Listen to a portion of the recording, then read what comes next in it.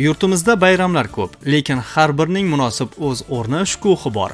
Ular orasida Navruz, ya'ni yangi kun, yilning boshlanishi, ona tabiatning uyg'onib, borliqni go'zallikka burkashi, ushbu uyg'onish bilan bog'liq qadriyatlar va urf-odat an'analarning uyg'unlashuvi, hayot baxshligi bilan xalqimiz qalbidan chuqur joy olgan. Bu ayni kunlarda qishloq va ovullar, mahallalarda o'tkazilayotgan bayram tantanalarida ham o'z ifodasini topmoqda. Jumladan Mirzacho'l tumanidagi mahalla, qishloqlarda nishonlanayotgan Navro'zi olam shodiyonalar ham o'zgacha shukuh va yuqori kayfiyatda o'tkazilmoqda. Erta tongdan yangragan karnay sunnay sadolari butun mirzacho'lliklarni Navruz sayliga chorladi.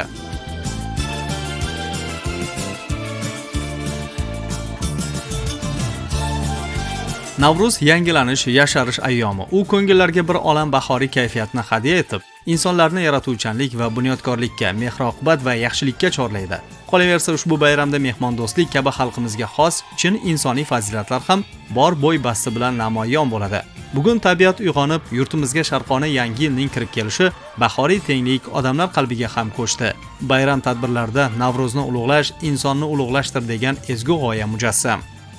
O'zbekiston Respublika bo'yicha bugun barlik respublika bo'yicha mana Navruz bayram. Mana aralashib ketgan elimiz. Birlik bo'lsa, tirlik bo'lar, intibaq birlikda. Qayerga borma, bar yerda har turli ellar, millat aralashib ketgan elimiz qo'y. Bu elning orasida do'stlikning belgisi, barligi elimiz, yurtimizning tinchlikning belgisi. Mana bayramlar qutlu bo'lsin deyman. O'zi respublika bo'yicha O'zbekistonda jashavatganlar yaxshilik bo'laversin. Mana elbosimiz, prezidentimiz omon bo'lsin. Ajoyib bayram bo'lyapti. Mana bu yerda hozir hamma millatlar, qozoq og'oylar, qirg'iz og'oylar, o'zbek og'oylar, har xil millat mana bugun Navro'zni bugun birdalikda kutyapmiz. Hozir mana o'zlaring guvoh bo'lyapsizlar. Avvalambor prezidentimizga rahmat. Mana sportchilarimiz bor, sportchilarimizga chet borib qancha sovringa ega bo'lyapti. Endi bu bebaho. Mana biz O'zbekiston Mirzacho'l tumanida yashayapmiz.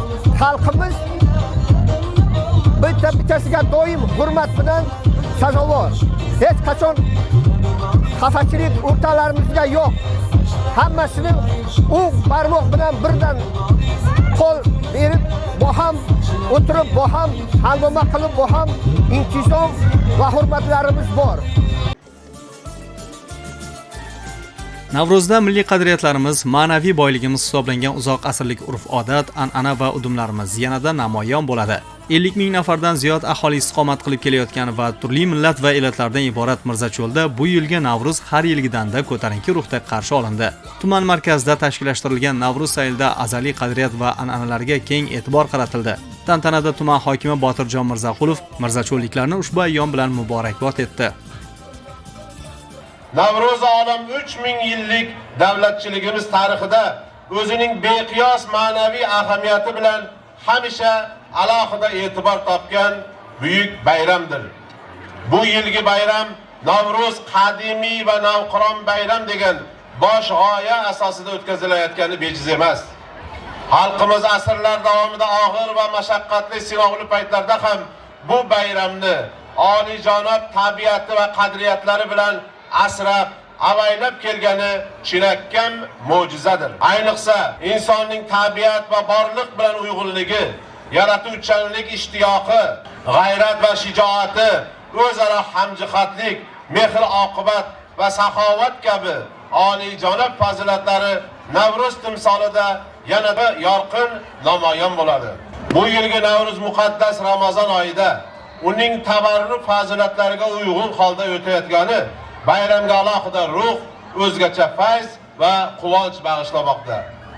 Qalblarimiz shodlikka to'lgan shunday barakatli kunlarda yurtimiz mo'min musulmonlarini, butun islom ummatini Ramazoni sharif bilan yana bir bor qutlab, jamiki pok niyatlarimiz ijobat bo'lishini tilaymiz. Faxriylar, qadrli yoshlar, munis opa-singillar, hurmatli mehmonlar, sizlarni va butun xalqimizni qadimiy va hamisha navqiron bayram Navruz olam bilan chin yurakdan samimiy tabriklayman.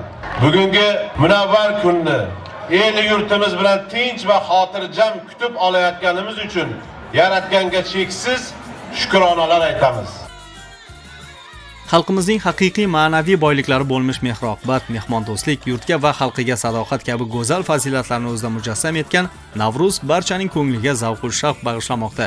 Bugun tabiatning uyg'ongani rost. Buni tevarak atrofdagi yashilliklar, yurtdoshlarimizning kayfiyatidan sezish mumkin. Shu ma'noda tumandagi bayram dasturlarida milliy qadriyatlar, urf-odatlar va an'analar, udumlarimiz yanada jonlantirildi.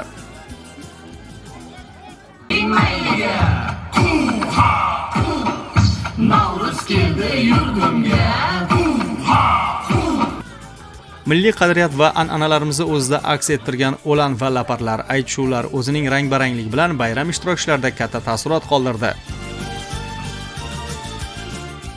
Yurtimizda juda katta bayram, Navro'zi olam. Shu qatori barchaning kayfiyati juda ajoyib. Bugun mana Mirzacho'l tumanimizda ham juda katta Navro'z bayrami bo'lib o'tmoqda. Bu yerda butun xalq bayram shukuhi bilan bayram dasturini o'tkazmoqda. Hammada ajoyib kayfiyat, bahoriy kayfiyat. Aziz bolajonlarimiz mana bayram kayfiyatlarini juda chiroyli o'tkazyapti. Bolalarimizdan ko'rsak bo'ladi o'zi aslida bayramda kattadan katta rahmatlar aytamiz. Mana shu fursatdan foydalanib, men butun O'zbekistonimizni mana shunday Navro'z bayrami bilan chin qalbimdan tabriklayman. Barchaga hamisha Navro'z bahoriy kayfiyat tark etmasin. Yuzlaridan tabassum, lablaridan kulgular arimasin. Bayramlarimizga doim bayramlar qo'shilsin. Yurtimiz tinch bo'lsin, yurtboshimiz omon bo'lsin ilohim. Tuman madaniyat bo'limi xonandalari folklor jamoasi ijrosidagi milliy qadriyatlarimiz va an'analarimiz o'z aksini topgan, shuningdek ona vatanni ulug'lovchi bahor tarannum etilgan kuy va qo'shiqlar yig'ilganlarga bayramona kayfiyat ulashdi.